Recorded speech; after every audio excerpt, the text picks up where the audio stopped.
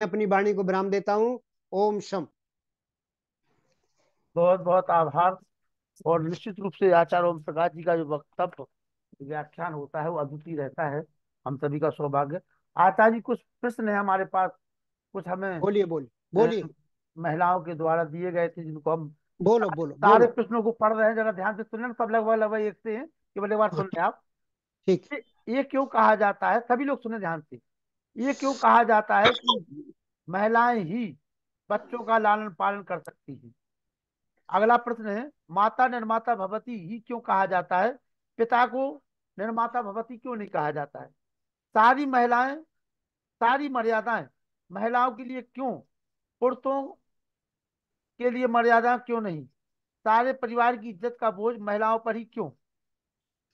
अगला प्रश्न है, एक समय पर ये सारी बातें ठीक थी, लेकिन आज के समय में जब वहां दोनों ही वर्किंग में है, मतलब दोनों पति पत्नी सेवा में है, तब ये क्यों बोलना, क्या ये बोलना ठीक है? ये क्यों कहा जाता है कि महिलाएं ही रसोई संभालें, बच्चा पालें, सारे घरेलू काम करें, जबकि आज दोनों ही कामकाजी हैं? समानता केवल शब्दों में नहीं, मानसिक रूप से भी होनी चाहिए। गलत काम करने पर भी पुरुषों से यह कह कर क्यों टाल दिया जाता है कि वो तो पुरुष है, महिलाओं को सोचना चाहिए? आचार्य जी। सज्जनों, मास्टर जी, बात यह है कि महिला जो है, माता जो है वो निर्माता होती है। पिता निर्माता क्यों नहीं होता? पिता निर्माता इसलिए नहीं होता कि माता जन्म देती है, उसके संस्कार पेट से बच्चे के साथ चलते हैं।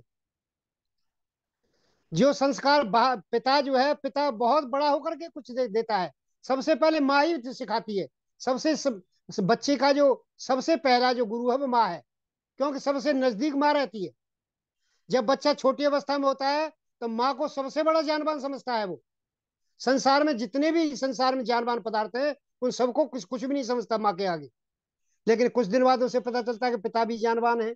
अब पिता से ज्यादा कोई नहीं समझ रहा किसी को। आगे चल के आचार्य के पास पहुंचता है। माता जो है, माता निर्माता होती है। हमेशा संस्कार माँ के पेट से मिलते हैं बच्चे को। जितने भी संस्कार हैं, वो जो जो शारीरिक बनावट है, उसके हिसाब से माँ जो है उसकी निर्माण करती है। न केवल बाहर, जब जब गर्भावस्था से बाहर आता है तब नहीं, गर्भावस्था तक से ही उस बच्चे का निर्माण शुरू हो जाता है। वो पुरुष के लिए संभव नहीं है। पुरुष कैसे करेगा उसको? पुरुष उसको जो उसका अच्छा वातावरण दे सकता है, अच्छा एटमोस्फियर पैदा कर सकता है। लेकिन माता जो निर्माता होती है, जो माता के जो विचार हैं, माता की जो भावना है, वो तो उसके पेट में ही मिलती है बच्चे को। तो बच्चे के ज्यादा संस्कारों का असर माँ का ज्यादा रहता है। और वो इसी वजह से रहता है क्योंकि शारीरिक बनावट परमात्मा ने माँ की ऐसी बनाई है कि बच्चे के ऊपर डायरेक्ट असर डालती है। पिता नहीं डाल सकता उतना। इसलिए माँ जो है, आज कामकाजी महिलाएं हैं संसार में। तो हम, जो ये तो नहीं कहा गया कभी भी कि माँ ये बड़ा है कि छोटा है। ये लगातार हमारे यहाँ तो वैदिक सिद्धांत सबसे ज्यादा वकालत वैदिक सिद्धांत ने की है। वैदिक सिद्धांत तो ये कहता है कि ये तो बराबर के हैं, दोनों ही बराबर हैं। समंजंत विश्व देवा समापो हृदय नऊ। हमारे हे परमात्मन, हे संसार के देवो, हमारे हृदय ऐसे बनाओ जैसे जल है, एक हो जाते हैं जैसे। इसलिए इसमें छोटा बड़ा बनने की कोई बात नहीं है। न कोई छोटा है न कोई बड़ा है। ये दोनों के दोनों बराबर हैं। पहिए हैं गाड़ी के, एक भी पहिया गड़बड़ होता है तो गाड़ी वहीं रुक जाती है।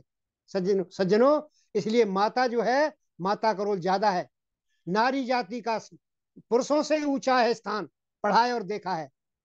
और नारी जो है, हमेशा सीताराम पहले लिखा जाता, सीता पहले लिखा जाता, राम बाद में लिखा जाता है। नारी का पहले स्थान है सब जगह। कभी कोई नारी जो है, जब घर से बाहर जाती है और बिस्तर बैग अटैची को ना कभी नहीं आप उठाती है।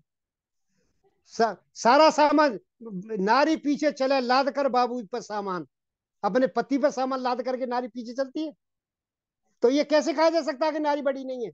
हमेशा जिस समय जिस समय बाहर जाने लगी, जब वन को जाने लगे राम, तो कौशल्या से मिलने जाते हैं सबसे पहले। और कौशल्या कहती है, माता मैं अब वन को जा रहा हूं। तो बेटा उसने वो कहती है कि जो पे तो कहे राम वन जाना नहीं। आप ये जो है उस कौशल्या समझाती है कि आपने, यदि पिता ने तुमसे कहा है बन जाने के लिए, तो मैं उससे बड़ी हूं पिता से।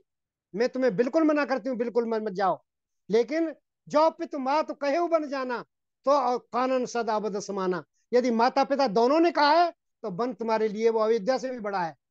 इसलिए माता का हमेशा से स्थान रहा है। नारी इसलिए निर्माता है संसार में, नारी के बगैर संसार में कोई किसी का निर्माण नहीं हो सकता। इसलिए परमात्मा ने ऐसी बनाई है।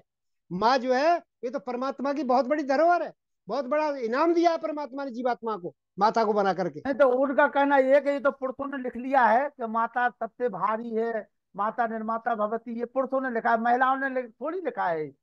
शारीरिक बनावट ऐसी है, शारीरिक बनावट। गर्भ में, जब माँ के गर्भ में बच्चा है, उस समय शिक्षा कौन देगा उसको? पुरुष कैसे देगा उसको शिक्षा, ये बताइए। चलो वो कहती ठीक है, 1 साल बाद तो पुरुष दे सकता है, 1 साल बाद माँ दूध पिला देगी बच्चे को, फिर तो तो पुरुष दोनों का पाले। बराबर कर्तव्य है, बराबर कर्तव्य है। उन दोनों का फिर बराबर कर्तव्य बन जाता है। एक दूध से बड़ा कर रही है, एक शिक्षा से और बाहर से सारी पालन करके बड़ा कर सारी रहा है। मर्यादाएं केवल महिलाओं के लिए क्यों है, पुरुषों के लिए नहीं क्यों? नहीं, मर्यादा सबकी बराबर है, मर्यादा किसी की कम नहीं है। लेकिन आज ये जो समाज में जो विषमता पैदा हो रही है, ये ना जानकारी से पैदा हो रही है।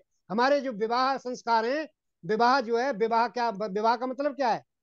जो विशेष रूप से बहन करने वाला विवाह, आज जो है निर्वाह हो रहा है, विवाह नहीं हो रहा। आज तो निर्वाह निर्वाण हो रहा है।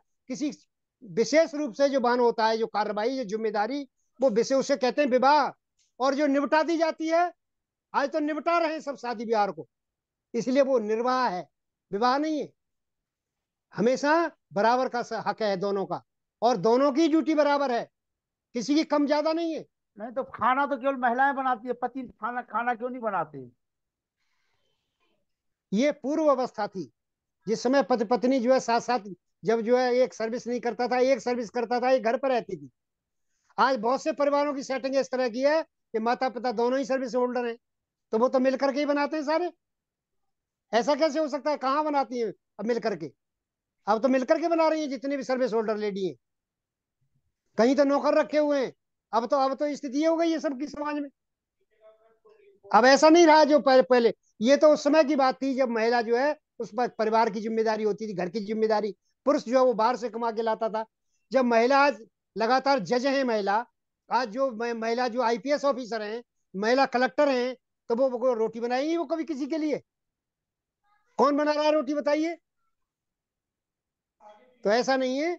अब जो है, जो जहां तक जो है, यदि समानता हम इस पर समानता केवल शब्दों में नहीं बल्कि मानसिक रूप से भी होनी चाहिए। मानसिक रूप से, ये शिक्षा में जब तक जो है महर्षि दयानंद के सिद्धांत को जब तक आगे नहीं बढ़ाया जाएगा। इंदिरा गांधी बैठ करके कुर्सी पे, एक बार जब 83 में मैं दिल्ली में आ गया था, और एक प्रतिनिधि मंडल के साथ, आर्य मंडल के साथ में उनके से मिलने गया जब, तो वो इंदिरा गांधी अपनी कुर्सी पे बैठ करके कहती थी कि मैं इस कुर्सी पे महर्षि दयानंद की वजह से हूँ। तो इस महर्षि, इसके परंपरा, आज महिलाओं के अंदर गड़बड़ी क्या अगर है? आप ये कहोगे कि महर्षि दयानंद की वजह से हैं और अन्य विद्वान जैसे ओशो हुए या वर्तमान में एक प्रशांत जी हैं, इन लोगों की बात को नहीं मानोगे तो ये लोग कहते हैं कि वो तो आप लोग अंधभक्त हो। महिला सबसे बड़ी कमी, जो जो मिशन इनकी वकालत करता रहा आज तक, उस मिशन में सुनने वाले 20 औरतें भी नहीं होती। और जो मिशन इनकी बुराई करता है बैठ बैठ करके, कि महिला को ये तो जनेऊ पहनने का अधिकार है, न जो है वेद पढ़ने का अधिकार है, न गायत्री मंत्र बोलने का अधिकार है, उनके उनकी सभाओं में हजारों की संख्या महिला होती है। तो ये तो अशिक्षा है ना। इस अशिक्षा से दूर निकालो इनको। वो ये आर्य विद्वानों को सुने, आर्य आर्य सत्संग में जाया करें, वो ये ठीक हो जाएगा सारा का सारा।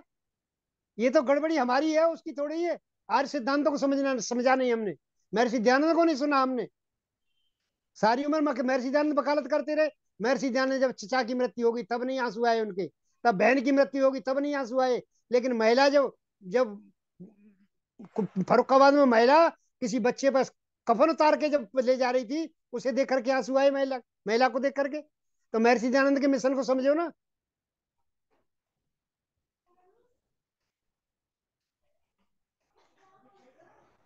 आज दोनों ही बराबर हैं, कोई किसी से कम और ज्यादा नहीं है।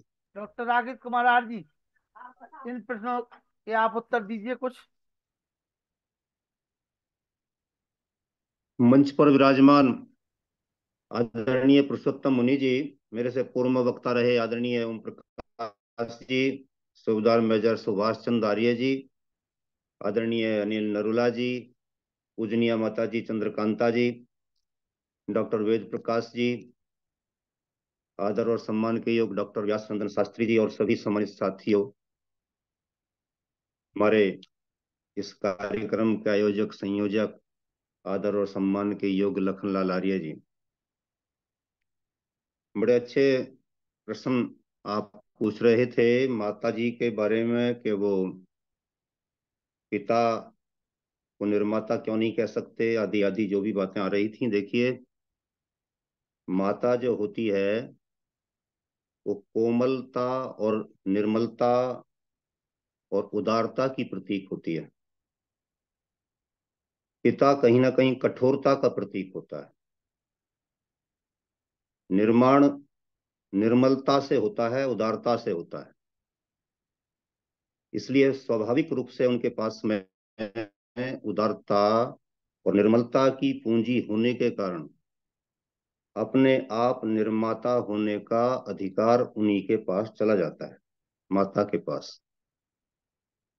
संसार में माँ ब्रह्मा की शक्ति का प्रतीक है, पिता विष्णु का प्रतीक है। पिता विष्णु है, भरण पोषण करने वाला है, वह निर्माण करने वाला नहीं है। निर्माण माता ही करती है, भरण पोषण पिता करता है, और भरण पोषण के माध्यम से हमारी सारी आवश्यकताओं की पूर्ति करता है। अधिक समय पिता कठोर भी रहता है, इसलिए उससे बच्चे अक्सर दूर भागने का प्रयास करते हैं। माता सारे दिन धमकाती रहती है कि आज शाम को पापा को आने दे, तेरी शिकायत करूंगी। लेकिन ये उसकी झूठी धमकी होती है। शाम को जब आ जाते हैं तो जैसे ही बच्चा जाकर कमरे में पढ़ना शुरू करता है तो फिर वो माँ भुला देती है, चल कोई बात नहीं, छोड़। पिता से पिटवाती नहीं है अक्सर। तो उसकी इस कोमलता के चलते स्वाभाविक रूप से निर्माण होता है, सृजन होता है उसका। इसीलिए माँ को जो ये कहा जाता है, ये आदमी ने नहीं गढ़ लिया है, बल्कि एक वैज्ञानिक सत्य है कि माँ पृथ्वी से भी भारी है। डॉक्टर साहब, सारी पृथ्वी मर्यादा से भी महिलाओं के भारी लिए क्यों है? जी। सारी मर्यादाएं महिलाओं के लिए क्यों है? मर्यादाएं माता के लिए लादी नहीं गई हैं, वो स्वाभाविक रूप से अपने आप समाज को मर्यादित और संतुलित रखने के लिए स्थापित की गई हैं। वो घर में चूल्हे चौका तक सीमित ना तो रही है, ना रखी गई है भारतवर्ष में। महर्षि दयानंद से पहले के भी हजारों लाखों ऐसे उदाहरण हैं कि जब माँ ने घर से बाहर निकल करके काम किया है। आजादी के आंदोलन में भी और उससे पहले राजाओं के काल में भी, चाहे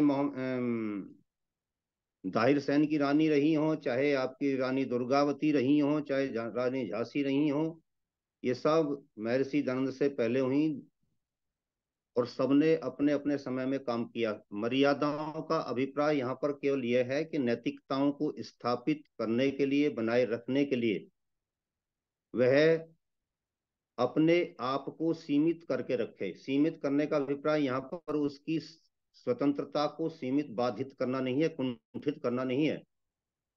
बल्कि जब ये कहा जाता है कि बचपन में पिता का संरक्षण, भाई का, फिर पति का, फिर पुत्र का, इसका अभिप्राय यह नहीं है कि वह किसी की निगहबानी में रह रही है, किसी की सुपरविजन में रह रही है और कोई उस पर चौकसी रखे हुए है, कहाँ जा रही है, कहाँ से आई, कहाँ गई। इसका अभिप्राय यह नहीं है, बल्कि यह है कि वह स्वाभाविक रूप से उसके संरक्षक हैं। क्योंकि माता या महिला शक्ति, मातृशक्ति अपने आप में कहीं ना कहीं पुरुष की अपेक्षा अबला होती है, तो उसे किसी ना किसी के संरक्षण की आवश्यकता होती है।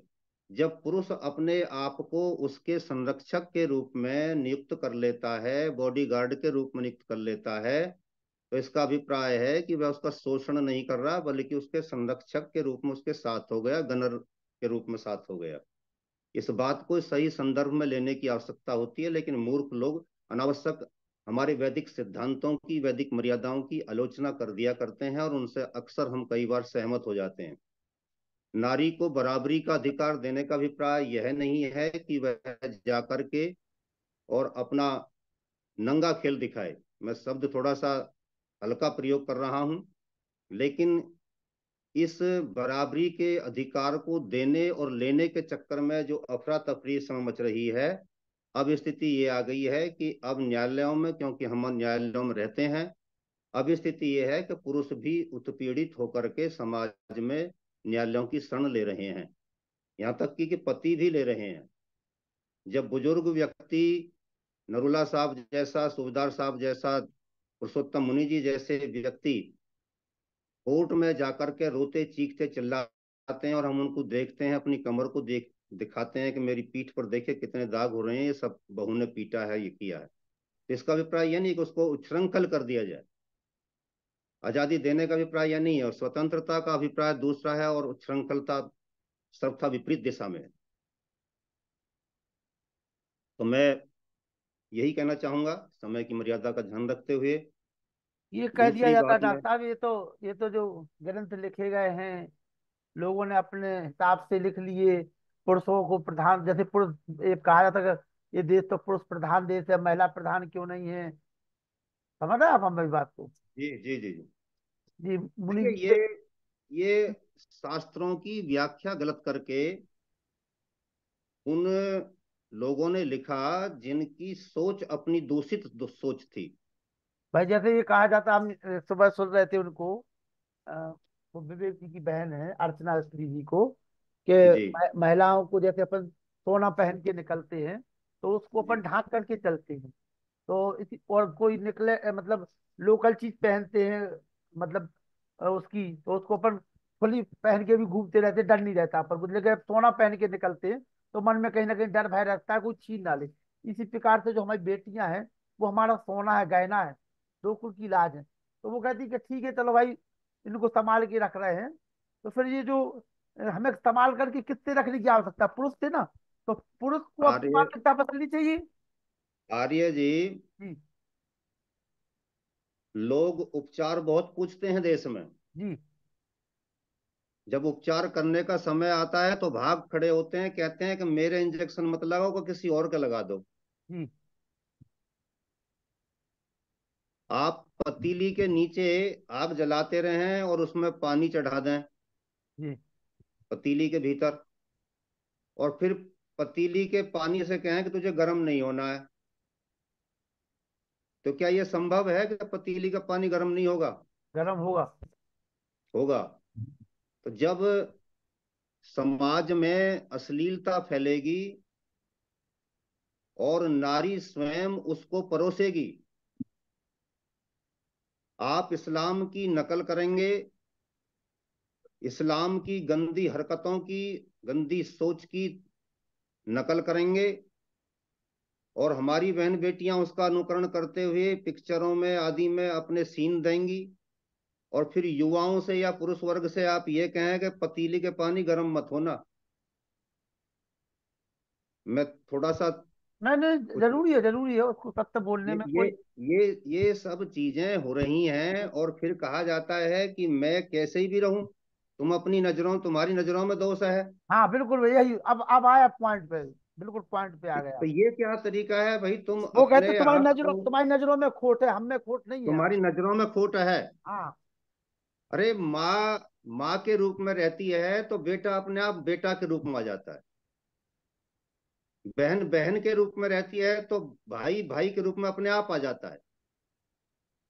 आप घर से बाहर भी कितने ही प्रवासों पर जाते हैं, क्या वहां पर जाकर के आप बहन भाई का संबंध स्थापित नहीं कर लेते?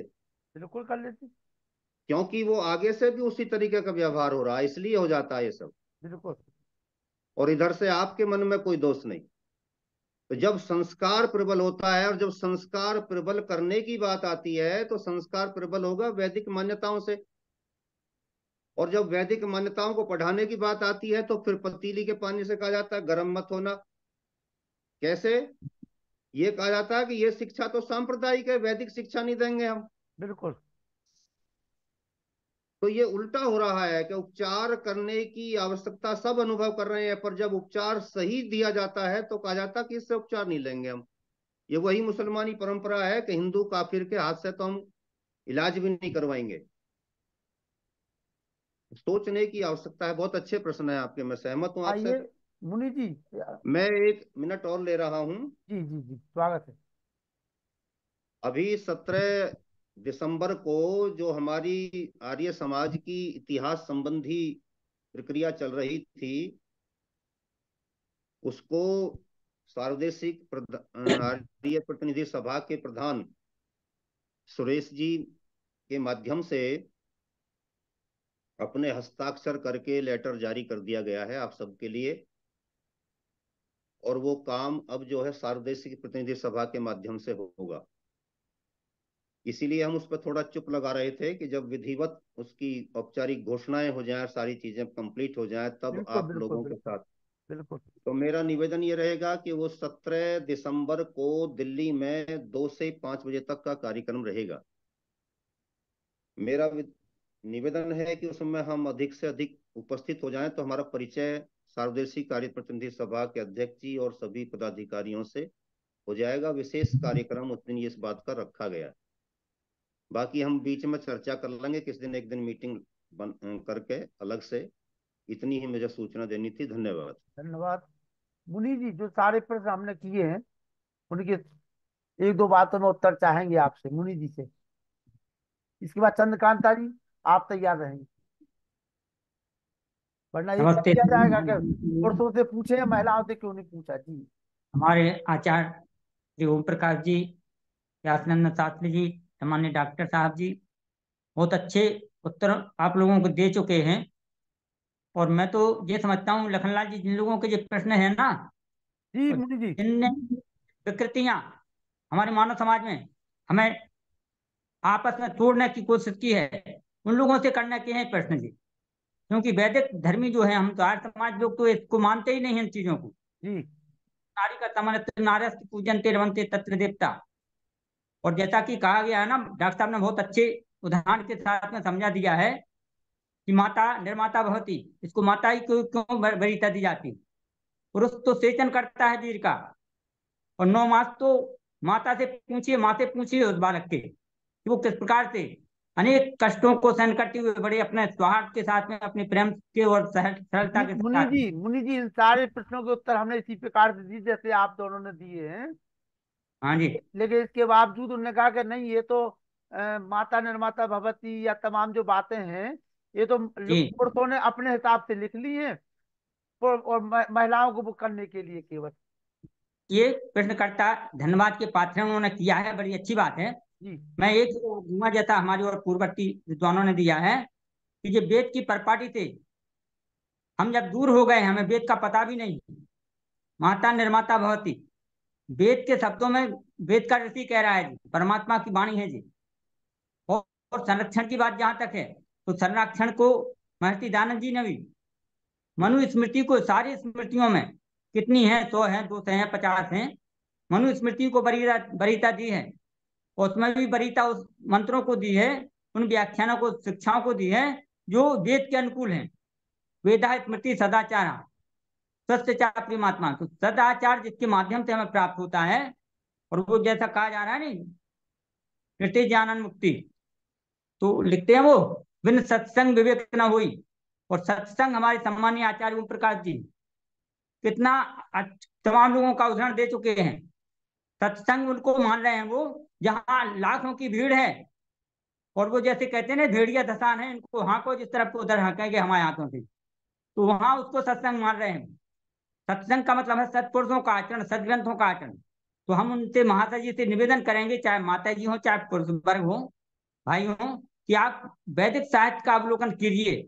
महर्षि दानंद की बात तो मैं इसलिए करता हूँ कि हम लोगों को महर्षि दानंद ने वेद के आधार हमको जोड़ा है। लेकिन मैं तो कहता हूँ वेद अगर महर्षि जी को। अगर अगर सुन मुनि जी, अगर महर्षि जी की अपन बात करते हैं हाँ, तो वो तो ये कह देते हैं, जैसे मान लीजिए ओशो ने महिलाओं की वकालत कर दी, या आचार्य प्रशांत जी जो वर्तमान में एक वो दाढ़ी वाले हैं वो कर रहे हैं, ठीक है हाँ ना। जी, तो हाँ। उन लोगों को ज्यादा अच्छा माना जाता है, वो कहते हैं हम महर्षि जी की बात क्यों माने, आप लोग तो महर्षि जी के अंधभक्त हो। नहीं, हम वो आपके प्रश्न अभी आप जो पूछा इससे पहले कह रहा हूँ कि मैं कि आप महर्षि जी को अलग भी कर दीजिए। तो महर्षि पूर्ववर्ती महर्षि जी के पूर्ववर्ती दयानंद जी थे, जितने ऋषि हुए हैं उनकी बात को महर्षि जी ने हमारे बीच में रखा है। दयानंद जी ने कभी दावा नहीं किया कि ये दयानंद कह रहा है इसलिए मान लीजिए। वो कहते हैं आपकी संस्कृति, आपका वेद, आपका वो संस्कार आपके साथ में है, आप इसको समझिए और फिर आप इस पर चलिए। देखिए आपको कहाँ ब्रह्म है आपके लिए, इसमें कहाँ विघटन आइए दिखाई दे रहा है। चंद्रकांता जी, दो शब्द इन्हीं प्रश्नों के उत्तर में। हाँ जी, प्रिय वीर लखनलाल जी, श्रद्धेय मुनि जी, आदरणीय शास्त्री जी, तथा मेरे होनहार सुपुत्र डॉक्टर राकेश आर्य जी, तथा अन्य सभी भाई मेरे अनिल जी, वेद प्रकाश जी, सुधीर जी, सभी को मेरा, प्रेम प्रकाश आर्य जी, सभी को मेरा बहुत बहुत अभिनंदन। विषय चल रहा है कि माता निर्माता भवती, इसके विषय में आप सब ने बोल दिया। मैं थोड़ा सा हटकर ये बताना चाहती हूँ कि आज के विषय में माता निर्माता भवती का कार्य क्यों नहीं कर पा रही है। क्योंकि आज के युग में एक तो पुरुष का अहंकार, और दूसरा नारी की महत्वाकांक्षा। कौन सी महत्वाकांक्षा? कि मैं पुरुष के समान बनना चाहती हूँ, मैं स्वतंत्र हूँ। और स्वतंत्रता के साथ स्वतंत्रता का मूल्य न समझकर उसने स्वच्छंदता अपनाना शुरू कर दिया है। ये स्वच्छंदता और स्वतंत्रता दोनों का अंतर न समझ पाने के कारण नारी अपने कर्तव्य से विमुख होती जा रही है। अधिकतर खानदानी नारियां, जिनके घरों में वेद ज्ञान की शिक्षा दी जाती है, उनकी माताएं उनको घुट्टी पिलाती हैं, वो नारियां जो हैं वो सीमित हैं, अपने दायरे में रहती हैं, स्वतंत्रता का प्रयोग भी करती हैं, पढ़ती हैं, लिखती हैं, सर्विस भी करती हैं, बाहर भी जाती हैं, दूसरों को भी पढ़ाती हैं, लेकिन सुरक्षा और सम्मान के दो किनारों में रहती हैं। जब तक सुरक्षा और सम्मान के दो किनारों में रहती है नारी, तो उसको लक्ष्मी और दुर्गा के नाम से पूजा जाता है। जानते हैं नवरात्रों के दिनों में दुर्गा की पूजा होती है, लक्ष्मी देवी की तो वैसे ही पूजा हर समय होती रहती है। तो नारी को लक्ष्मी भी कहते हैं। क्यों कहते हैं नारी को लक्ष्मी? क्योंकि वो वो सोच उनका समझ उन, कर खर्च करती है। उनका और कहना है पति कि की उनका कहना है कि नारी को लक्ष्मी मत कहो, तुम तो पुरुषों को लच्छा कहो। समय नहीं है तो मैं छोड़ देती हूँ। क्योंकि मैं जब भावावेश में आ जाती हूँ तो मुझे नहीं पता मैं क्या बोल रही हूँ। जी। चलो फिर कभी सही इस विषय को नहीं, यही छोड़ देते हैं। आप चंद्रकांता मुझे जी, समय माता देना। जी, माता जी, स्वतंत्रता और स्वच्छंदता के विषय में बहुत कुछ बताना चाहते थे। धन्यवाद। आइए व्यास चंद्र शास्त्री जी, एक दो तर्कों के साथ अपनी बात को रखें। जी, बहुत ही सुंदर विषय छिड़ा हुआ है, और जो शंकाएं की जा रही हैं वो मननशील और चिंतनशील शंकाएं नहीं हैं। जो मननशील और चिंतनशील व्यक्ति होता है वह श्रेष्ठ कहलाता है, वह आर्य कहलाता है। और जो प्रश्न आए हुए हैं आपके पास, वे मूलतः आर्यपना से थोड़ा अलग हटके प्रश्न कर रहे हैं।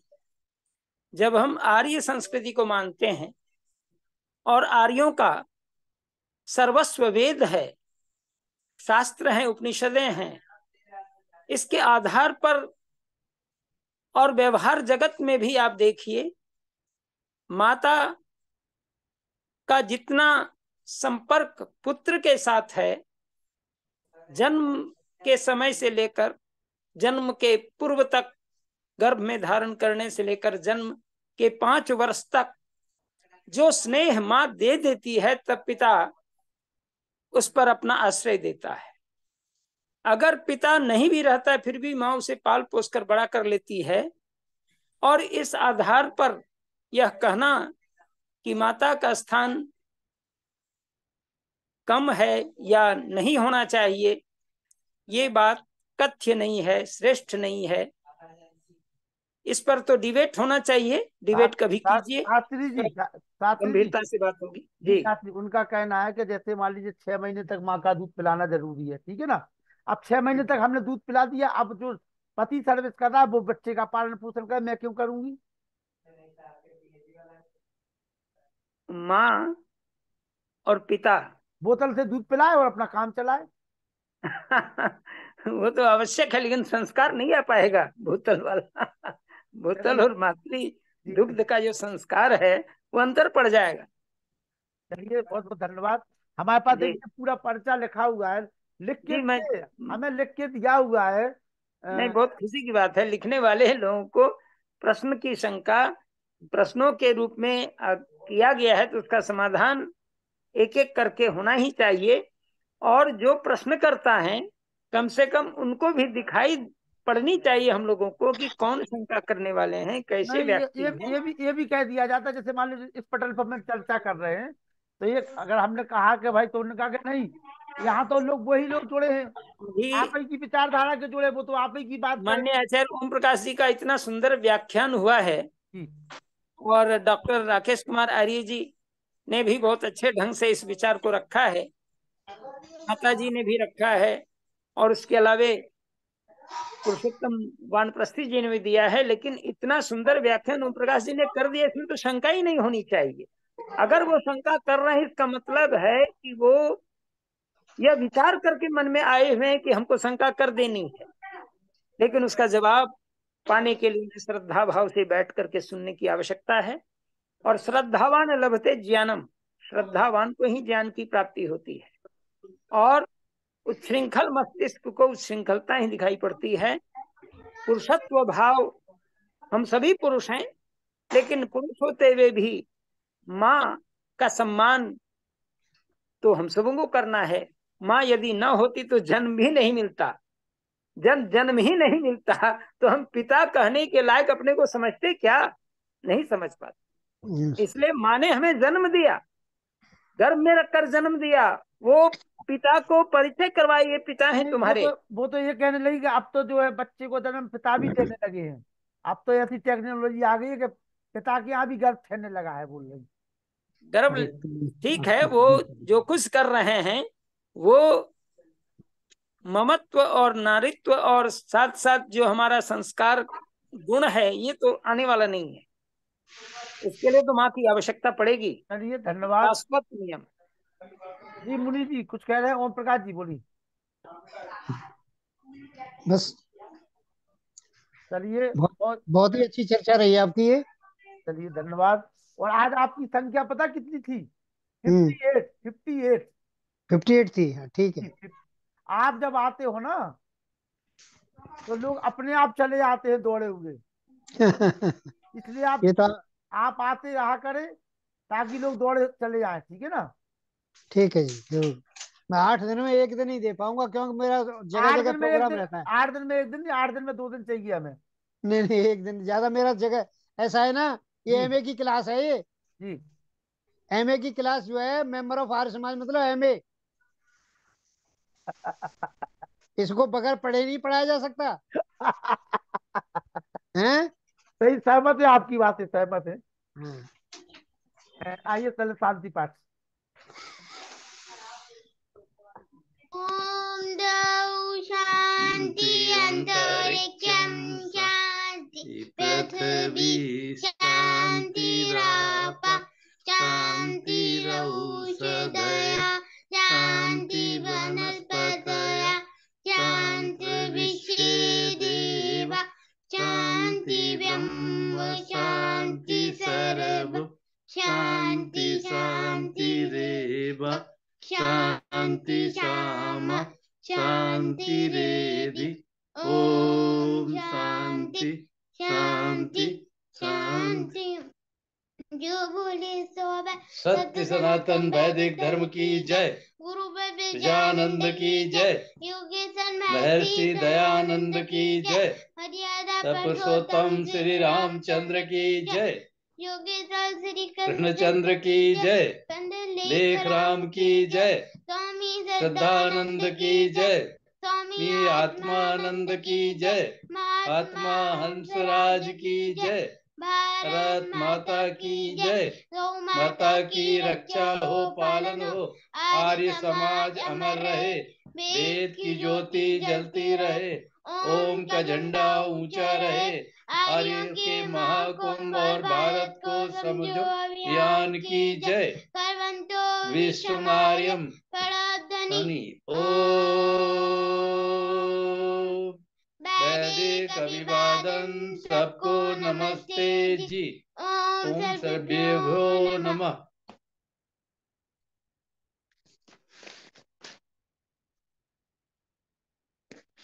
चलिए, ये कल हम उनको रिकॉर्डिंग सुनवाएंगे। तो आप लोगों ने शंका समान दी, इसके बाद भी कोई प्रश्न रहेंगे तो जरूर इस पटल पे पुनः रखे जाएंगे।